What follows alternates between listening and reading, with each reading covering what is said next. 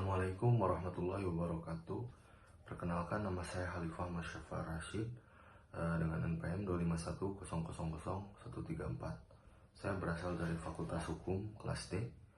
Di video ini saya akan menyampaikan garis besar materi pendidikan kewarganegaraan yang sudah dibahas dari awal sampai akhir pertemuan.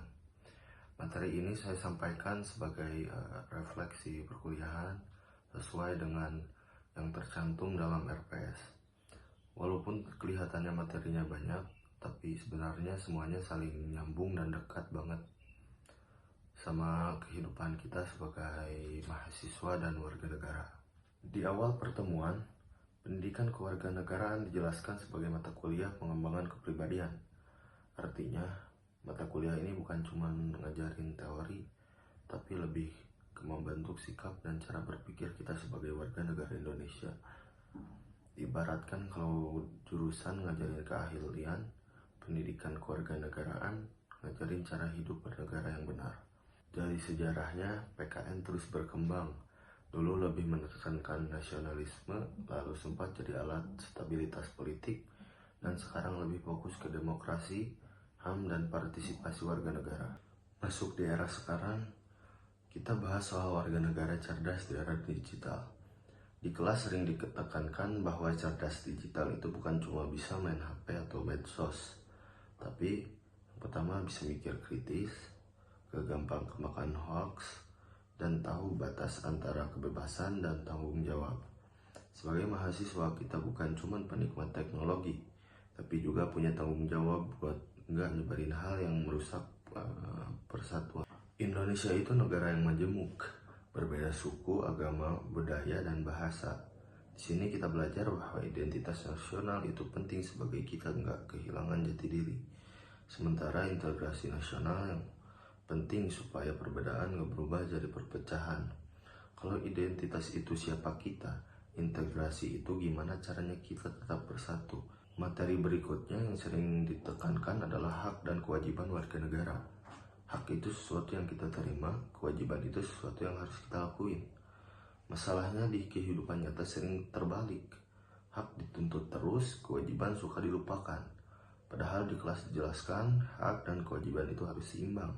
Kalau nggak seimbang, negara gak bakal jalan dengan baik. Selanjutnya membahas tentang negara dan konstitusi. Indonesia berdiri di atas konstitusi, yaitu Undang-Undang Dasar 1945.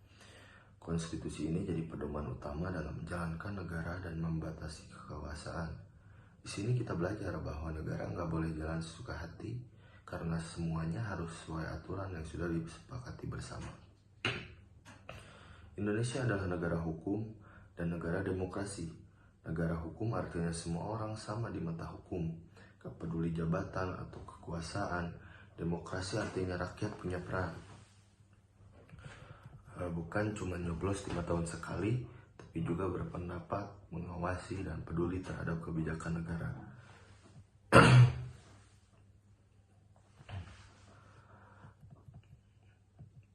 Demokrasi Indonesia bukan demokrasi bebas tanpa batas, tapi demokrasi Pancasila.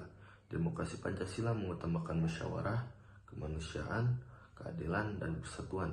Jadi bukan siapa yang paling keras, tapi siapa yang paling bijak. Era reformasi membawa perubahan besar terutama dalam penegakan HAM. Di kelas dijelaskan bahwa setiap manusia punya martabat yang sama. Negara wajib melindungi hak-hak itu lewat hukum. HAM bukan cuma soal kebebasan, tapi juga soal tanggung jawab dan penghormatan terhadap hak-hak lain. Selanjutnya ada materi yaitu bela negara. Bela negara sering disalahartikan, harus angkat senjata. Padahal di kelas ditekankan bela negara itu cinta tanah air, taat hukum, belajar sungguh-sungguh, dan berkontribusi positif. Sebagai mahasiswa, belajar dengan jujur aja itu sudah bentuk bela negara. Wawasan Nusantara ngajarin kita buat melihat Indonesia sebagai satu kesatuan. Walaupun beda daerah, beda budaya, kita tetap satu bangsa dan satu negara. Kalau wawasan ini hilang, yang muncul bukan persatuan tapi ego daerah. Selanjutnya ada ketahanan nasional. Ketahanan nasional itu kemampuan bangsa buat bertahan dan berkembang. bukan cuma soal militer, tapi juga ekonomi, sosial, budaya, dan politik. Bangsa yang kuat itu bukan gak punya masalah, tapi yang bisa ngadepin masalah bareng-bareng. Dan yang terakhir ada membahas politik dan strategi nasional. Politik nasional menentukan arah negara, strategi nasional menentukan cara mencapainya. Di tengah globalisasi dan perdagangan bebas, Indonesia harus tetap punya prinsip dan kepentingan nasional. Mungkin segitu saja yang saya bisa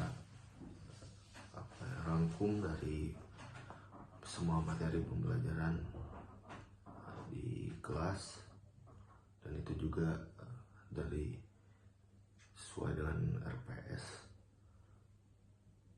Sebagai penutup, materi pendidikan kewarganegaraan yang disampaikan selama perkuliahan ini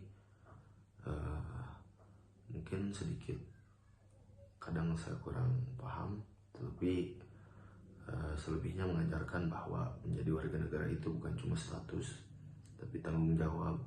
Sebagai mahasiswa kita diharapkan bukan hanya pintar, tapi juga sadar hukum, sadar demokrasi, dan cinta Indonesia. Terima kasih. Sekian dari saya. Assalamualaikum warahmatullahi wabarakatuh.